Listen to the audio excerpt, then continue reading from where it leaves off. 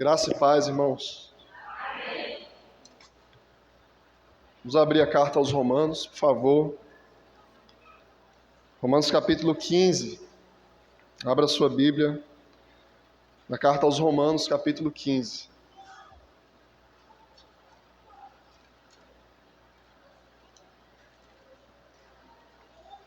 A gente vai ler do versos 1 a 13. Romanos capítulo 15, versículo 1 ao versículo 13. Diz assim, poderosa palavra de Deus. Romanos 15, verso 1 a 13. Ora, nós que somos fortes devemos suportar as debilidades dos fracos e não agradar-nos a nós mesmos. Portanto, cada um de nós agrade ao próximo no que é bom para a edificação. Porque também Cristo não se agradou a si mesmo, antes, como está escrito, as injúrias dos que te ultrajavam caíram sobre mim. Pois tudo quanto outrora foi escrito, para o nosso ensino foi escrito, a fim de que pela paciência e pela consolação das Escrituras tenhamos esperança. Ora, o Deus da paciência e da consolação vos conceda o mesmo sentir de uns para com os outros, segundo Cristo Jesus, para que, concordemente e a uma voz, glorifiqueis a Deus e Pai de nosso Senhor Jesus Cristo. Portanto, acolhei-vos uns aos outros, como também Cristo nos acolheu, para a glória de Deus.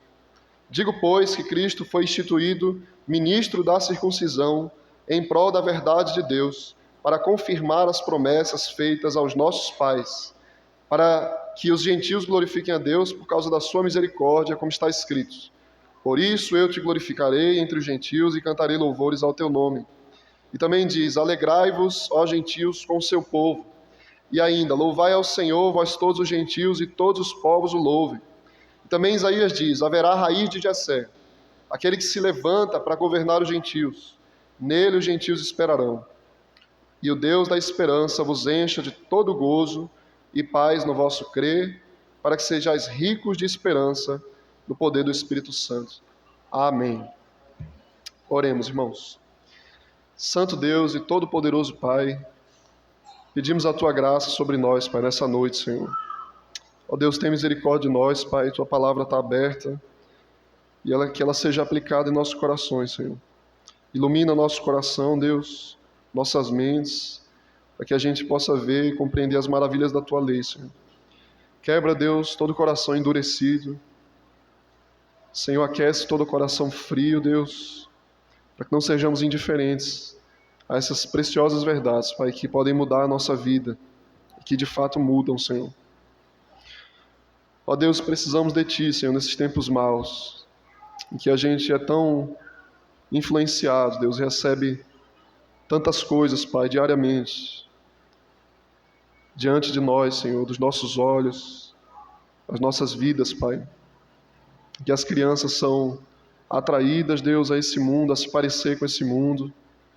Ó Deus, tem misericórdia de nós, Senhor, para que a gente não estenda a mão a essas coisas, para que a gente não caia facilmente, Deus, nas artimanhas desse mundo, do diabo, do pecado, das tentações, para que, Deus, sejamos uma igreja forte, Deus, uma igreja, Senhor, que ama a Tua palavra, que tem uma vida de oração, uma igreja que anda parecido, que se conforma a Ti, Senhor, que se parece contigo, Deus. Nos ajuda, Pai, nos ajuda a crescer nesse caráter, Deus, a amadurecer na fé, a se fortalecer no Espírito. Nos ajuda, Senhor, para que os nossos desejos estejam direcionados para Ti, Pai, e que nada nesse mundo venha nos satisfazer, porque nada nesse mundo, de fato, satisfaz. Só o Senhor, Pai, pode preencher o vazio do nosso coração e trazer sentido e propósito para a nossa vida. Que assim seja essa noite, Deus, que Tu nos direcione, que Tu nos preencha, que Tu nos transforme, Deus. Em nome do Teu Filho amado Jesus, Pai, nós oramos. Amém. Quem você tem imitado? Quem é que você admira? Quem é a pessoa que você olha, que você lê sobre? Os vídeos que você vê, a pessoa que você segue na rede social, que influencia você, que faz com que você se vista de tal modo, faz com que você fale de tal modo, faz com que você escute tais e tais músicas. Quem é que influencia você Quem é que determina o seu modo de viver? Não pense que você é uma pessoa tão autêntica, tão original, que não é influenciado por ninguém, né? Isso não existe. Não existe. Você está imitando alguém, você está seguindo algum passo. O seu modo de viver, o seu modo de falar, o seu modo de pensar é reflexo de alguma coisa que você tem posto diante dos seus olhos, diante do seu coração. É assim que nós somos. A gente é um emaranhado de coisa. A gente é uma construção de várias coisas que a gente se depara na vida. Então, quem você tem imitado? Meu irmão, minha irmã. A gente aprende na Bíblia, no Novo Testamento, nesse texto de hoje, que Jesus Cristo, ele morreu por nós não só para que a gente fosse justificado do nosso pecado, mas que a gente também imitasse ele. E imitando ele, a gente se parecesse com Deus. E não só individualmente, irmãos, pessoalmente, mas a igreja. A igreja. Como é que isso acontece? A igreja, um grupo de pessoas, se parecer com Deus. Uma igreja, um corpo, uma família plural, se parecer com um Deus. Deus único e verdadeiro. É isso que a gente deve fazer, irmãos. Olhar para Cristo de tal modo que a gente se pareça com Ele. Tá? Queria ler com vocês, então, os versos 1 a 3, que eu já comentei no domingo passado, no final do sermão passado, e vou fazer a transição nesse domingo, comentando mais um pouco. Versos 1 a 3 diz assim: Ora, nós que somos fortes devemos suportar as debilidades dos fracos, e não agradar-nos a nós mesmos. Portanto, cada um de nós agrade ao próximo no que é bom para a edificação. Porque também Cristo não se agradou a si mesmo, antes, como está escrito, as injúrias dos que te ultrajavam caíram sobre mim. Tá? Então vamos lá, a gente tem aprendido na carta aos Romanos, e é impressionante isso. A carta aos Romanos é uma carta em várias partes muito complexa, né? Com doutrinas profundas. A gente aprende conceitos extraordinários sobre justificação, sobre adoção, sobre a relação da igreja com o Espírito Santo. E finalmente a gente aprende, irmãos, como é que tudo isso deve ser vivido, como é que essas coisas devem ser vividas, como é que elas devem ser experimentadas. É interessante, eu fiquei 4 anos no seminário, estudei mais depois, fiz outras coisas, e ontem já havia lido algo parecido, um pastor que eu gosto muito, ele diz assim: a teologia, ela é quando alguém pega a doutrina e traz para a vida. A teologia é quando alguém pega a doutrina e traz para a vida. Então, quando você lê a Bíblia, lê a palavra, se aprofunda na palavra, aquilo não faz nenhum sentido para você até que você experimente aquilo na sua vida. Isso é um remédio para toda arrogância e toda frieza. Tá? Você não pode experimentar de fato a verdade se ela não for vivida. De tal modo que só quem entende de fato a verdade é aquele que obedece à verdade. É aquele que obedece à verdade. Então, a verdade ela só pode ter sentido para mim quando eu experimento ela na minha vida diária. Esse é o raciocínio do apóstolo Paulo. Depois que ele elabora, depois que ele comenta doutrinas tão profundas, ele diz: a gente tem que viver isso agora. A gente tem que experimentar essas coisas agora. E como é que ele faz isso? Ele desenha aqui na carta aos Romanos o âmbito da igreja. Ele mostra como é que a doutrina é experimentada na igreja.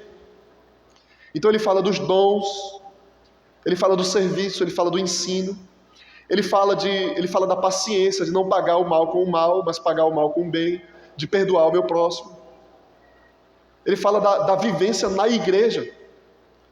E ele começou isso no capítulo 12 e ele continua insistentemente falando sobre isso. Aí no capítulo 14 ele começa a tratar de algo interessante, ele é muito específico quando ele fala da relação entre os crentes mais maduros e os crentes menos maduros. Ele fala dos crentes mais fortes e dos menos fortes.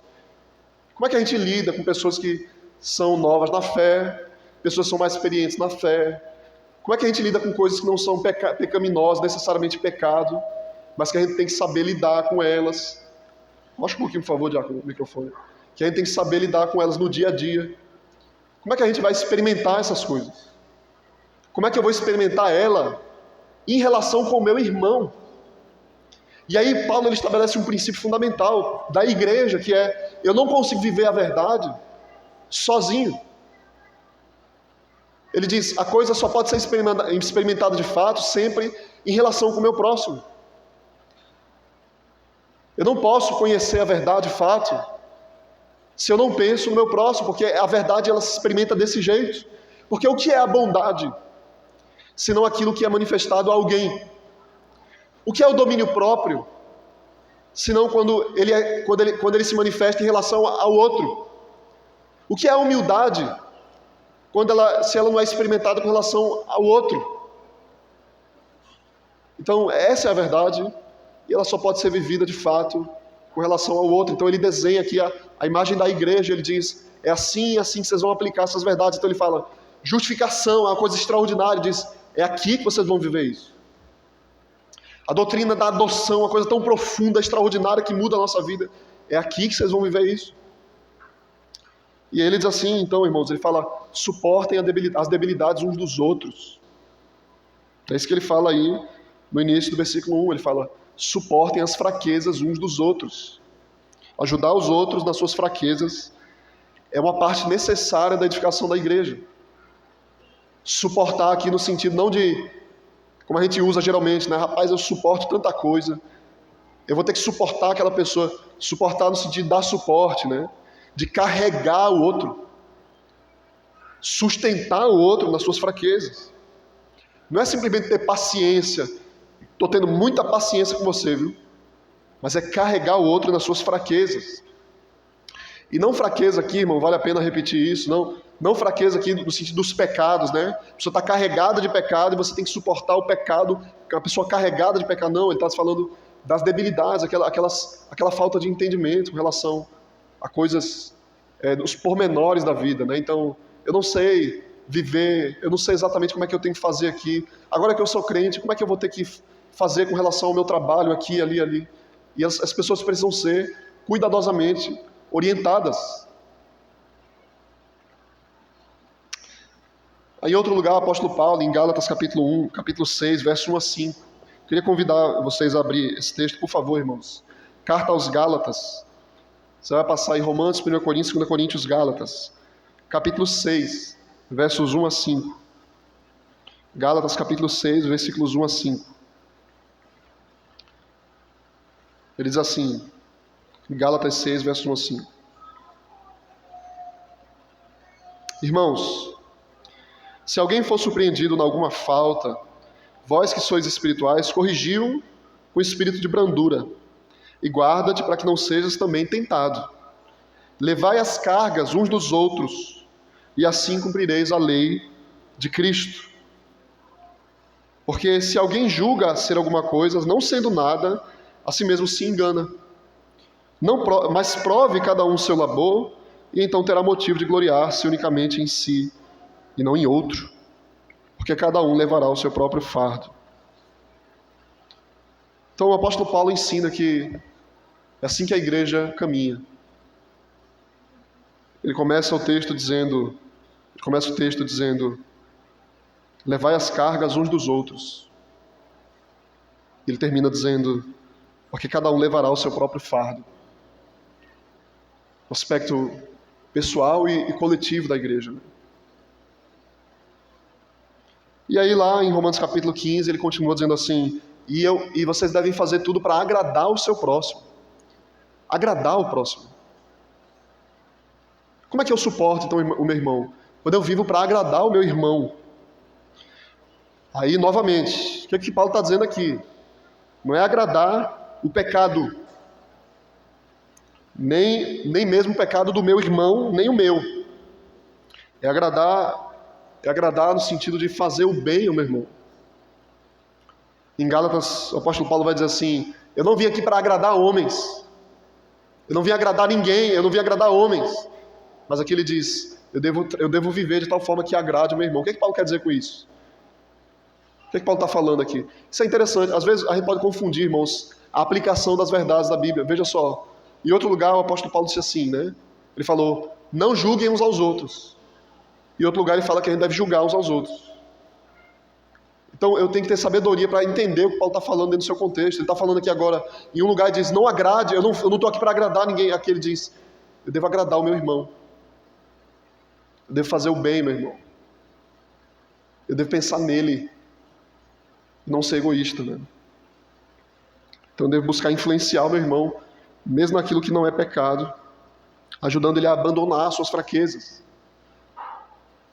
Ajudar ele a crescer. Assim eu devo viver com paciência e amor, sustentando meu irmão. Por quê? Aí ele traz a explicação, ele diz exatamente assim, porque Cristo também não agradou a si mesmo. Fundamento da minha conduta. O que é que eu vivo assim? Você pergunta a alguém, ela está perdida na vida, né? O que é que eu vivo? Por que é que você faz essas coisas?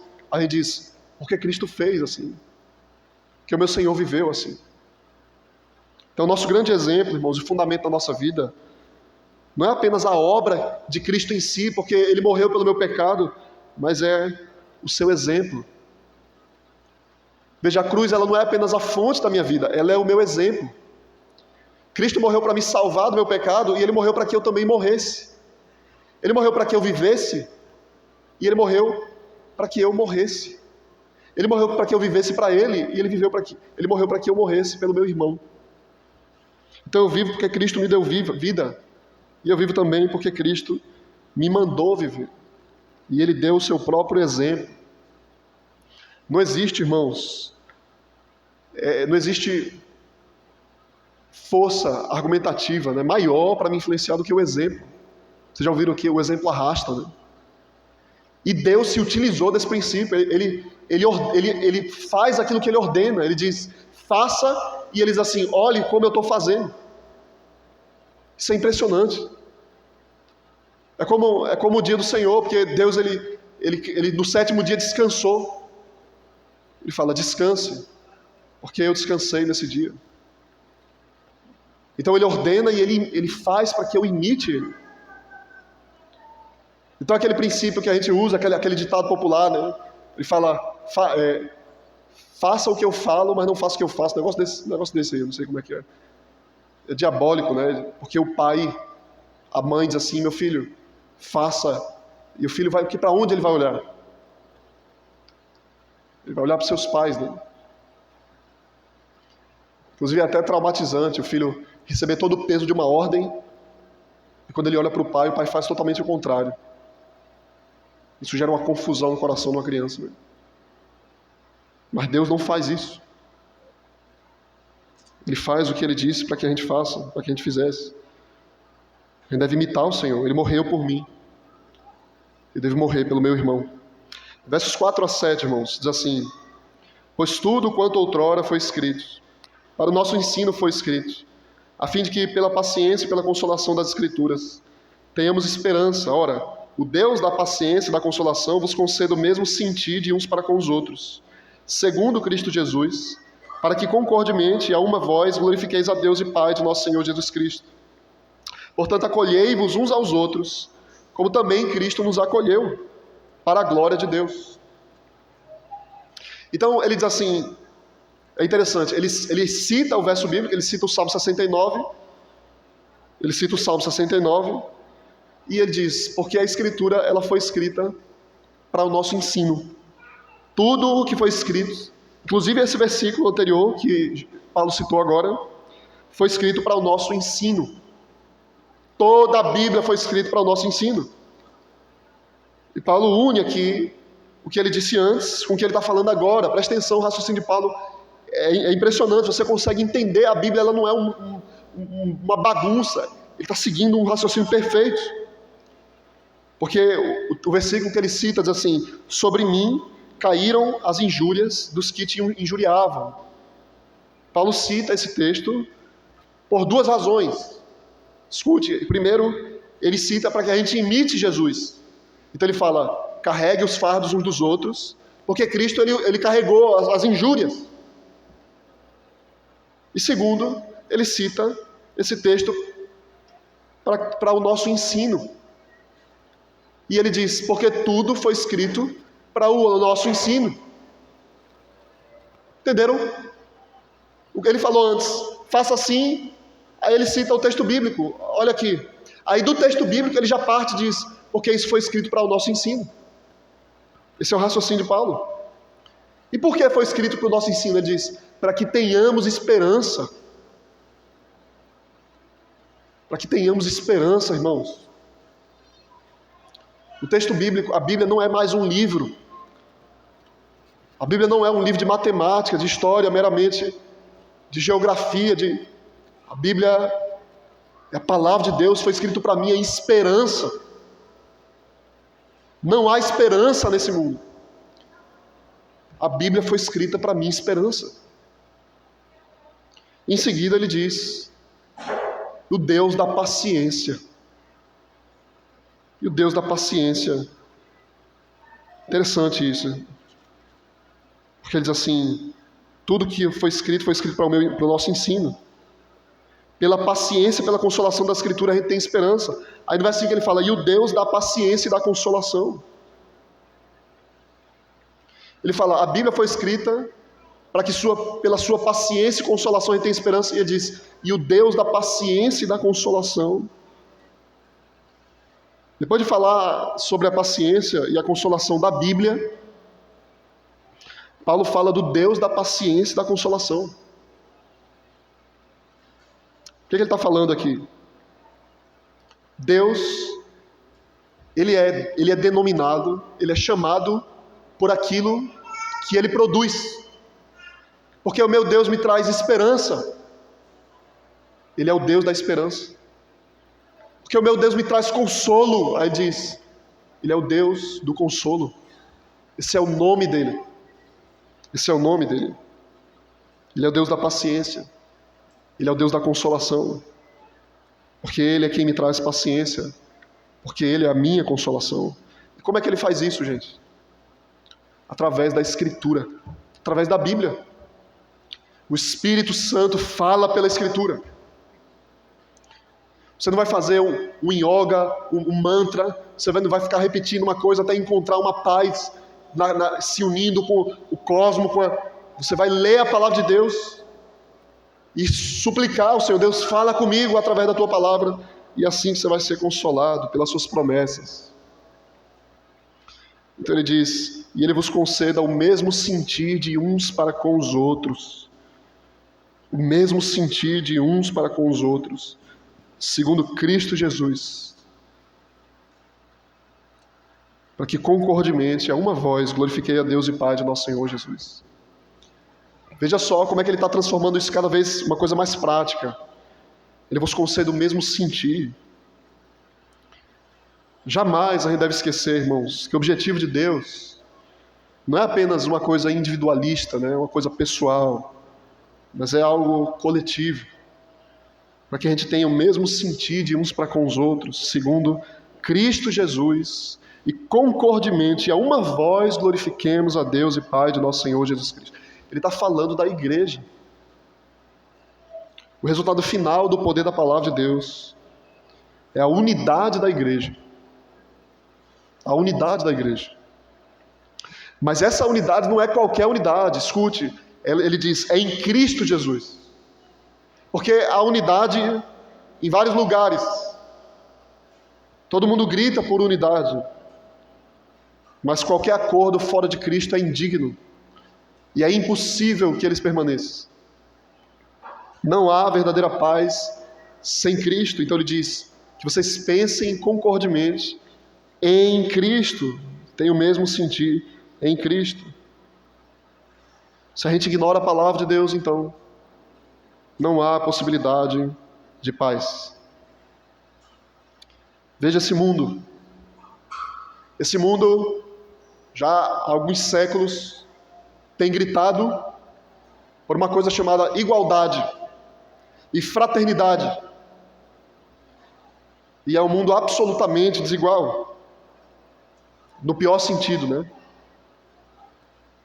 Porque fora de Cristo não há unidade. E só assim Deus vai ser glorificado. Ele fala, para que vocês glorifiquem o nome de Deus. Então veja qual é a corrente do apóstolo Paulo e guarde no seu coração essa linha de pensamentos. O Deus de toda esperança, trabalha em nossos corações através da sua palavra, para que o seu povo seja um e glorifique a Deus no céu.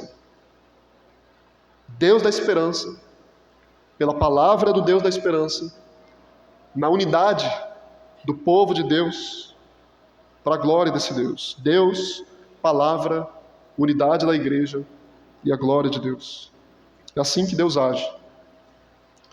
Deus fala ao seu povo, o povo aplica a sua palavra e Deus recebe a glória. Então ele conclui dizendo assim: portanto, acolhei-vos uns aos outros, como Cristo vos acolheu. Por que a gente deve acolher então? Por que eu devo receber o meu irmão? Porque Cristo me acolheu. Mais uma vez ele se utiliza desse princípio tão poderoso, né? Porque Deus fez, eu faço. Deus me constrange pelo seu próprio exemplo. Ele me acolheu. Então a unidade da igreja, irmãos, é reflexo, é resultado daquilo que Deus fez na minha vida. A igreja está fundamentada no que Ele fez na vida de cada um, de cada pessoa. É claro que essa unidade, ela não é qualquer unidade, né, como a gente viu, mas é a unidade da fé conquistada por Cristo, com uma vida em Cristo, para Cristo, pela sua palavra. Além disso, a exortação do apóstolo Paulo, ela é tão insistente, ele repete de novo, tão contundente, que você ame a igreja, você viva a igreja. Ele está falando da igreja. Você não pode aplicar a verdade tão profundamente, na sua completude, sem a igreja. Ele está falando da igreja. Então não posso me isolar dos meus irmãos. Por isso que o domingo é tão precioso. João Calvino, ele comenta, ele diz assim: só confirmaremos a nossa vocação se não nos apartarmos daqueles a quem o Senhor nos uniu. Em outras palavras, o crente genuíno, ele está unido à igreja do Senhor. É isso que Paulo está ensinando para a gente. Deixa eu ler para vocês, eu fiz questão de colocar todo esse texto aqui, o artigo 28, de uma confissão reformada, chamada Confissão Belga.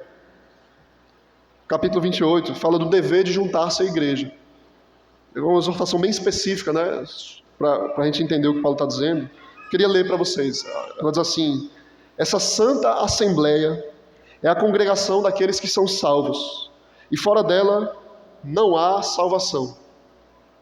A nossa confissão adiciona: não há salvação ordinária, né?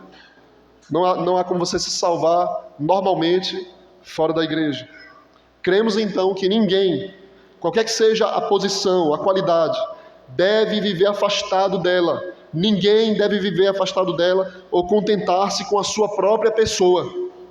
Mas cada um deve se juntar e se reunir a ela, mantendo a unidade da igreja, submetendo-se à sua instrução e disciplina, curvando-se diante do jugo de Jesus Cristo, servindo para a edificação dos irmãos, conforme os dons que Deus concedeu a todos, como membros do